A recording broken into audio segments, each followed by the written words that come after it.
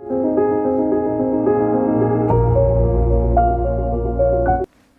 सिया राम। हनुमान जी से जुड़े एक नए प्लेटफॉर्म पे आप सभी का स्वागत है, सभी हनुमान जी के भक्तों का। चूँकि हनुमान भक्ति चैनल पे हनुमान जी की कृपा और आप लोगों का स्नेह और प्रेम ऐसा रहा कि लगातार इस कार्य को आगे बढ़ाया गया और हमारी एक कोशिश रही कि पवन पुत्र हनुमान जी जो सब देने वाले हैं, सब सुख लहे तुम्हारी सरना, तुम रक्षक काहू को डरना, उनके बारे में लोगों तक सही जानकारी पहुँचे और लोग इधर उधर भटकाव के शिकार ना और इधर उधर की बातों में ना पड़ें और एकमात्र कलयुग के साक्षात देवता हनुमान जी का भजन करें, उनका पूजन करें। तो निश्चित तौर पे जैसा कि हनुमान चालीसा में कहा गया है कि जो दायक फल चार, यानी चारों फलों की प्राप्ति हो जाती है।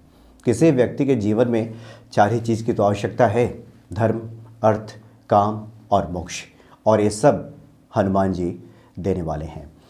तो हनुमान भक्ति चैनल पर आप लोगों का काफ़ी स्नेह मिला, लेकिन बहुत सारे भक्तों का और मेरे मन में भी कुछ ऐसी बातें आ रही थीं, और ख़ासकर जहाँ जहाँ जिन जिन मंदिरों में यात्रा का मुझे संयोग प्राप्त हुआ, हनुमान जी के दर्शन का संयोग प्राप्त हुआ, वहाँ के जो विद्वान पंडित जी हैं या फिर अन्य जो भक्त हैं, उनका कहना था कि क्यों ना एक मंदिर के बारे में विस्तृत चर्चा हो, क्योंकि हर मंदिर की अपनी एक अलग कहानी है, बड़ी ही रोचक कहानी है और वो कृपा से भरी हुई है, जो कि भक्तों के हृदय में वो प्रेम जगाने वाली साबित होगी।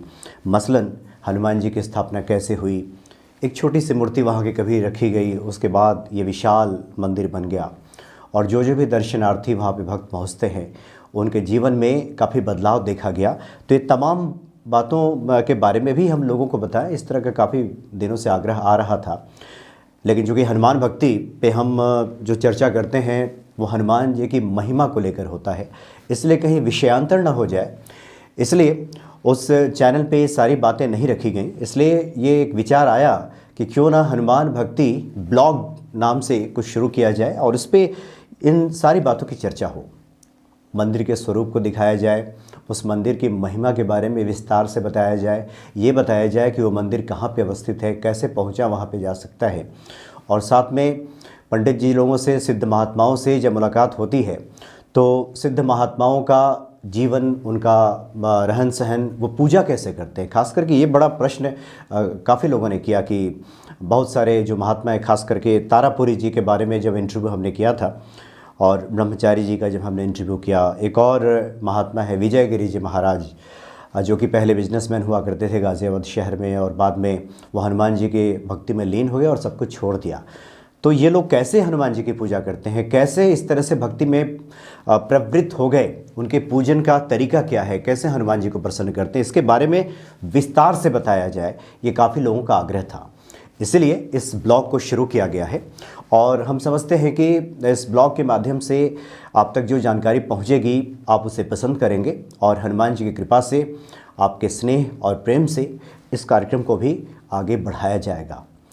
और साथ में हम ये भी बता दें कि हनुमान जी से जुड़े प्रसंगों के बारे में जब खास करके हमारी बातचीत होती है सिद्ध महात्माओं से, पंडित जी लोगों से, तो आमतौर पे देखा गया है कि कुछ जो प्रचलित पूजा है उसी के बारे में ज़्यादातर लोग बात करते हैं।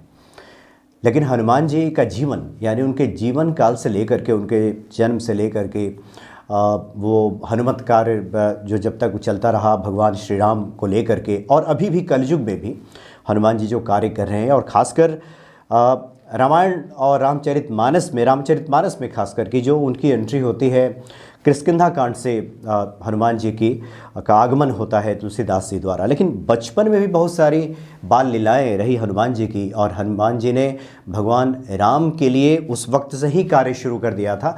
इसके बारे में भी लोगों तक जानकारी पहुँचे, ये भी काफ़ी आग्रह था और हमारी भी ये इच्छा थी कि वो बातें पहुँचाई जाए।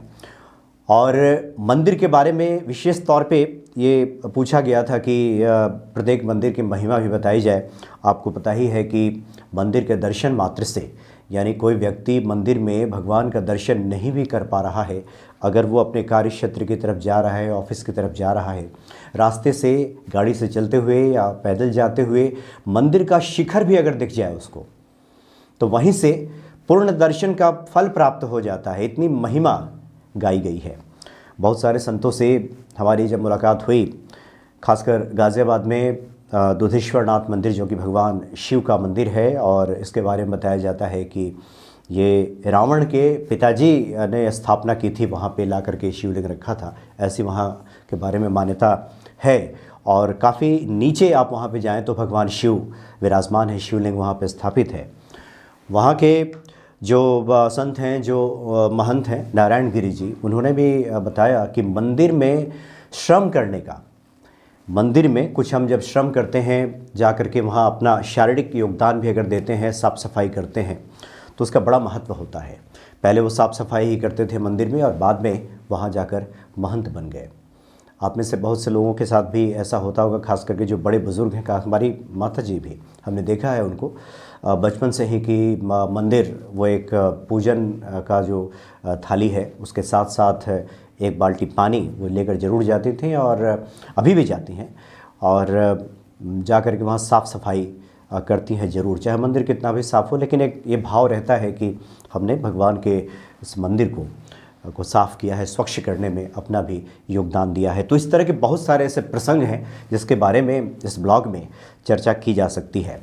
बातें काफ़ी लंबी हो जाएगी, चूँकि एक एक करके आने वाले समय में हम विस्तार से इन सब बातों की चर्चा हम लोग करेंगे कि जब हमारी मुलाकात होती है सिद्ध महात्माओं से, तो किस प्रकार से पूरा कार्यक्रम तैयार किया जाता है, कैसे योजना बनती है, कैसे ये निर्णय किया जाता है कि किस विषय पे हम फोकस करें। और जैसा कि मैंने पहले आपसे कहा कि ले दे करके 3-4 चीज़ें ही ज़्यादातर सुनने देखने को मिलती हैं कि हनुमान जी को चोला चढ़ाया जाए शनिवार को, और मंगलवार को हनुमान चालीसा का पाठ किया जाए, बजरंग बाण का पाठ किया जाए, सुंदरकांड का पाठ किया जाए। लेकिन हनुमान जी की लीला अपरंपार है, और बहुत सारे ऐसी पूजन विधि है, पूजन पद्धतियां हैं जिसके बारे में हम लोग नहीं जानते, या सिद्ध महात्माओं तक वो बातें सीमित हैं और आम लोगों तक वो बातें नहीं पहुंची हैं। इसलिए हमारी कोशिश ये भी है कि वो सारी बातें भी लोगों तक पहुँचे। सीमित पूजा तक ही हनुमान जी के बारे में न जान करके एक विस्तृत हनुमान जी का जो जीवन चरित्र रहा है, और उनको प्रसन्न करने के लिए जो विस्तृत एक उपाय है, और इन सब उपायों का महत्व इसलिए भी है क्योंकि ये धीरे धीरे करते करते व्यक्ति के भीतर भक्ति का भाव जगने लगता है। कुछ लोगों ने ये भी जानना चाहा था मेरे बारे में भी, तो मैं बताऊं कि लगभग 20 साल से ज़्यादा मुझे पत्रकारिता के क्षेत्र में हो गया, और आकाशवाणी से मेरी शुरुआत हुई। वकालत और पत्रकारिता की पढ़ाई पूरी करने के बाद आकाशवाणी से मेरी पहले शुरुआत हुई, रेडियो स्टेशन से, और उसके बाद विभिन्न चैनल्स में कार्य किया और विभिन्न क्षेत्रों में काम किया। पॉलिटिकल रिपोर्टिंग, वकालत पास करने की वजह से लीगल रिपोर्टिंग भी हमने काफ़ी दिनों तक सुप्रीम कोर्ट और तमाम जो अदालत हैं दिल्ली के वहाँ पे किया। लेकिन इधर कुछ महीनों की अगर हम बात करें तो ऐसी परिस्थितियाँ बनी और कुछ ऐसी प्रेरणा हनुमान जी की हुई कि हनुमान जी से जुड़े लीलाओं का वर्णन, उनके संबंधित साक्षात्कार पंडित जी से, विद्वानों से, इसके तरफ मेरी प्रवृत्ति बढ़ी। और इसका असर ये भी हुआ कि धीरे धीरे ये जो भक्ति भाव है, जो किसी छोटे रूप में अंकुरित था, वो धीरे धीरे अब वृद्धि कर रहा है और आगे की तरफ बढ़ा। ये भी एक कारण रहा कि हनुमान जी की चर्चा को लेकर के इतने सारे कार्यक्रम बन पाए और आप तक वो पहुँचे। और इस यात्रा में कुछ अन्य चीज़ों की भी हम बात करना चाहेंगे जो कि बहुत ही सहायक सिद्ध हुआ। जैसे एक किताब मेरे हाथ में लगी, ये परम पूज्य बैंकुंठवासी योगीराज श्री यशपाल जी की। यशपाल जी ने हनुमान सिद्धि की बात की है कि हनुमान जी की सिद्धि कैसे प्राप्त की जाए। इसमें पर काफ़ी कुछ है जिसके बारे में अभी कार्यक्रमों में इन सब बातों का जिक्र नहीं हुआ है। जैसे जैसे समय मिलेगा हम इस पर चर्चा करेंगे। और ख़ास करके इन्होंने हनुमान जी के 16 विग्रह स्वरूपों का वर्णन किया है कि हनुमान जी के 16 विग्रह स्वरूप हैं। अगर नित्य उनका दर्शन भी कर लिया जाए तो पुण्य फल की प्राप्ति हो जाती है और धीरे धीरे व्यक्ति के हृदय में हनुमान जी के प्रति भक्ति भाव बढ़ने लगता है। बिनु सत्संग विवेक न होई और हरि कृपा बिनु सुलभ न सोई। एक तो संतों के सहयोग से हमें सत्संग से विवेक जगता है। विवेक का तात्पर्य कि हमारे लिए क्या करणीय है और क्या नहीं करने योग्य है, ये समझ पैदा होती है और ईश्वर के प्रति जो हमारा मन और बुद्धि है वो प्रेरित होता है, उस तरफ आसक्त होता है, लगता है। तो उन्होंने 16 विग्रह स्वरूपों का वर्णन किया है। कुछ विग्रह स्वरूपों को मैं दिखाता हूँ आपको ये जो विग्रह स्वरूप है ये आपने देखा होगा आमतौर पे, ये सर्व मनोकामना को पूर्ण करने वाला ये हनुमान जी का विग्रह है। इन्होंने अपनी साधना में जो पूज्य वैकुंठवासी योगीराज जी यशपाल जी हैं, इन्होंने ये बताया है। और जो दूसरा विग्रह है हनुमान जी का कि तुम मम प्रिय भरत सम भाई, जब भगवान राम ने हनुमान जी के बारे में कहा था कि अस कहि श्रीपति कंठ लगावे, ये हृदय से जो लगा लिया था हनुमान जी को भगवान राम ने, इस तस्वीर का भी हम नित्य प्रति अगर दर्शन करते हैं तो भगवान राम के साथ साथ हनुमान जी का भी स्नेह हमें प्राप्त होता है। और प्रभु श्री राम के संकीर्तन में जो हनुमान जी लगे रहते हैं, इस तस्वीर का हम दर्शन करते हैं तो ये भी हमें हनुमान जी के प्रति हमारी भक्ति भाव को बढ़ाता है और हमारे जीवन में कल्याण देने वाला ये साबित होता है। और एक बहुत ही अच्छी तस्वीर है, इसका भी दर्शन करना चाहिए भक्तों को। ये तस्वीर वो है जिस वक्त समुद्र में सेतु बांधा जा रहा था और राम राम पत्थर पे अंकित करके सभी जो वानर भालू हैं वहाँ पे लगा रहे थे पत्थर को, तो श्री राम नाम लिखते हुए हनुमान जी इस पर अंकित कर रहे हैं। इस तस्वीर का भी नित्य दर्शन किया जाए तो ये बड़ा ही फलदायी साबित होता है। और ये वर मुद्रा, इसमें हनुमान जी खड़े हैं, एक तो बैठे हुए हनुमान जी की पूजा का भी महत्व है, जो कि सबसे पहली तस्वीर आपने देखी, और इसमें हनुमान जी खड़े हैं गदा लेकर के। ये भी इस तस्वीर का दर्शन के बारे में बताया जाता है कि आपके रुके हुए कार्य या आपके जीवन में जो संकट आया है वो संकट इससे दूर होता है। और इस विग्रह के बाद राम लक्ष्मण और माँ सीता के चरणों में हनुमान जी बैठे हुए हैं, इसका भी दर्शन नित्य हमें करना चाहिए। और ये जो तस्वीर है इसके बारे में भला कौन नहीं जानता, हनुमान जी ने जब अपना सीना चीर के दिखाया था कि उनके हृदय में तो भगवान राम और सिया ही बसते हैं। और पंचमुखी हनुमान जी की महिमा के बारे में भी हनुमान भक्ति पे कई बार चर्चा हुई है कि पंचमुखी हनुमान जी की पूजा आराधना करने से नकारात्मक शक्तियाँ दूर होती हैं और बहुत तरह का जो दोष है हमारे जीवन से ये खत्म हो जाता है। योगीराज श्री यशपाल जी ने इसके बारे में विस्तार से चर्चा की है इस पुस्तक में।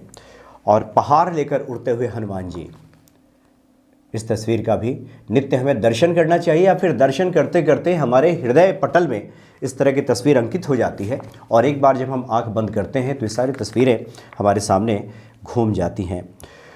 और एक और तस्वीर है जिसमें हनुमान जी ने इस तरह की तस्वीर है, जब मुंह पूरा खोला है, इसे पूरा ब्रह्मांड दिखाई दे रहा है और जो कुछ भी घटना घट रही है उस समय में रामायण काल में वो सारी घटनाएं हनुमान जी का मुख में दृष्टिगोचर हो रही हैं। और एक और तस्वीर है भगवान राम को हृदय में बसाए हुए, जिस वक्त हनुमान जी प्रेम में मगन हैं। इस तस्वीर के बारे में भी काफ़ी चर्चा की गई है यशपाल जी द्वारा और कहा गया है कि ये जो 16 तस्वीरें हैं, अगर नित्य दर्शन किया जाए हनुमान जी का, ये तस्वीर भी जब पाताल में हिरावन लेकर हनुमान जी को चला गया था और उस वक्त हनुमान जी कंधे पर बिठाकर ला रहे थे राम और लक्ष्मण जी को, इस तस्वीर का भी हमें नित्य दर्शन और स्मरण करना चाहिए। वर मुद्रा वाली एक और तस्वीर है हनुमान जी की, जो आमतौर पे बहुत सारे मंदिरों में या पूजा स्थल पे आपने देखा होगा, आपने रखा भी होगा। इस तस्वीर का भी निरंतर स्मरण करना चाहिए।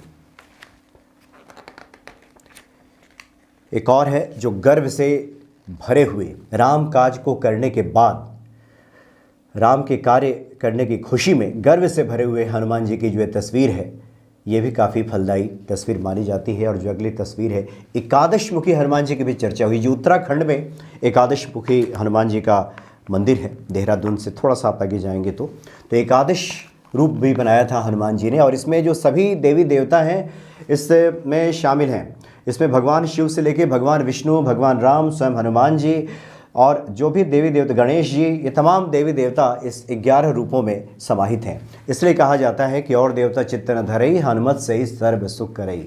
एक हनुमान जी की पूजा आराधना से सारे सुखों की प्राप्ति हो जाती है। और आखिर में जो 16वां विग्रह है हनुमान जी का, ये बैठे हुए और जिसमें कि दाहिना पैर हनुमान जी का उठा रहता है और ये आशीर्वाद की मुद्रा में है। तो ये 16 जो विग्रह हैं हनुमान जी के, अगर नित्य दर्शन किया जाए, स्मरण किया जाए तो काफ़ी ये फलदायी होता है और भक्ति को ये बढ़ाने वाला होता है। और साथ में ये हनुमान उपासना भी एक बहुत अच्छी किताब है हनुमान जी के भक्तों के लिए।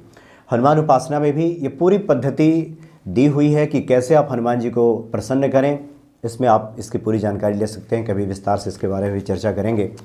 और एक बहुत अच्छी किताब जो कि गीता प्रेस वालों ने इसको तैयार किया है, श्री हनुमान अंक। श्री हनुमान अंक ऐसी किताब है जिसमें ये पढ़ने के बाद, ये मेरा दावा है पूरी तरह से कि हनुमान जी के सच्चे स्वरूप के बारे में आप चिंतन करने लगेंगे और निरंतर हनुमान जी का चिंतन शुरू हो जाएगा। ये मानी हुई बात है। और इसमें ये पढ़ने के बाद एक तो हनुमान जी के कार्यों के बारे में अब तक उन्होंने जो कुछ भी किया, जो ज्ञात और अज्ञात है, क्योंकि हम लोग तो वही जानते हैं जो तुलसीकृत रामायण में, रामचरितमानस में है, या फिर आमतौर पे जो सामान्य हम लोग सुंदरकांड में पढ़ते हैं। लेकिन हनुमान जी की जो लीला है वो बचपन से लेकर अब तक बहुत सारे ऐसे अनुभव दिए गए हैं और इसमें उन अनुभवों के बारे में चर्चा की है। अब तक के जो शंकराचार्य हैं विभिन्न मठों के, उन्होंने इसमें वर्णन किया है और साफ तौर पे लिखा है कि किसी देवता की पूजा आराधना से हमें एक फल की प्राप्ति हो सकती है। हालांकि सभी देव एक हैं, फिर भी किसी देवता के किसी रूप में कोई देवता है तो उनकी पूजा आराधना से किसी एक फल की प्राप्ति होती है, लेकिन हनुमान जी की पूजा आराधना से समस्त फलों की प्राप्ति हो जाती है। यानी कि मनुष्य का जिसमें कल्याण छिपा है वो सारा कुछ उसका पूरा हो जाता है। और ख़ास करके एक किताब और भी मेरे हाथ में लगी, ये बाल हनुमत कथा है। खास करके जो छोटे बच्चे हैं, और ये चाहिए भी हमारे संस्कारों में, हिंदू संस्कृति में, कि ईश्वर के प्रति बच्चों को शुरू से ही प्रेरित किया जाए और बातें बताई जाए और हल्के रूप में ऐसी कथा सुनाई जाए। तो ये बाल हनुमत कथा भी उसमें काफ़ी उपयोगी साबित होती है। और मुक्तिनाथ सिंह बहुत बड़े साहित्यकार, उन्होंने किताब लिखी है हनुमान जी के जीवन की कहानियाँ। इसमें हनुमान जी के बचपन से लेकर और राम काज उन्होंने जब तक किया और जो ज्ञात है वो तमाम बातें इसमें संक्षिप्त रूप में दी हुई हैं। तो हनुमान जी के महिमा के बारे में इस तरह से इसमें पूरी जानकारी मिल सकती है। बातें काफ़ी लंबी हो गई और आगे भी अगर आप लोगों का स्नेह प्रेम हनुमान जी की कृपा बनी रही तो हनुमान भक्ति ब्लॉग पे इस तरह की बातें हम करते रहेंगे। और ख़ास करके जब भी किसी मंदिर में जाना होगा, जब भी किसी विद्वान महात्मा संत से हमारी मुलाकात होगी, ये तो पूरा विस्तार से उस मंदिर के बारे में भी इस ब्लॉग में आपको हम जानकारी देंगे, जो कि हम उम्मीद करते हैं कि ये जो हमारी कोशिश है वो निश्चित तौर पे हनुमान जी की कृपा से आपके हृदय में भी हनुमान जी के प्रति भक्ति, श्रद्धा, विश्वास बढ़ाने वाली साबित होगी। और निश्चित तौर पे हनुमान जी सबका कल्याण करेंगे और मनोरथ जो कोई लावे सोई अमित जीवन फल पावे। चारों तरफ से निराश मनुष्य हनुमान जी की शरण में चला जाए तो ये हो नहीं सकता कि उसका कल्याण ना हो। उसके समस्त बाधाएं, समस्त संकट दूर हो जाते। इस जीवन का तो छोड़िए, जन्म जन्म के दुख बिसराए, ऐसा गोस्वामी तुलसीदास जी ने कहा है। और साक्षी के तौर पे साखी गौरीशा कह दिया है कि इन सब बातों की गवाही देने के लिए, इन बातों की गवाह स्वयं भगवान शिव और पार्वती हैं। ऐसे हनुमान जी को हम प्रणाम करते हैं और आशा करते हैं कि ये सारी बातें, ये ब्लॉग आपको पसंद आएगा। जय सिया राम।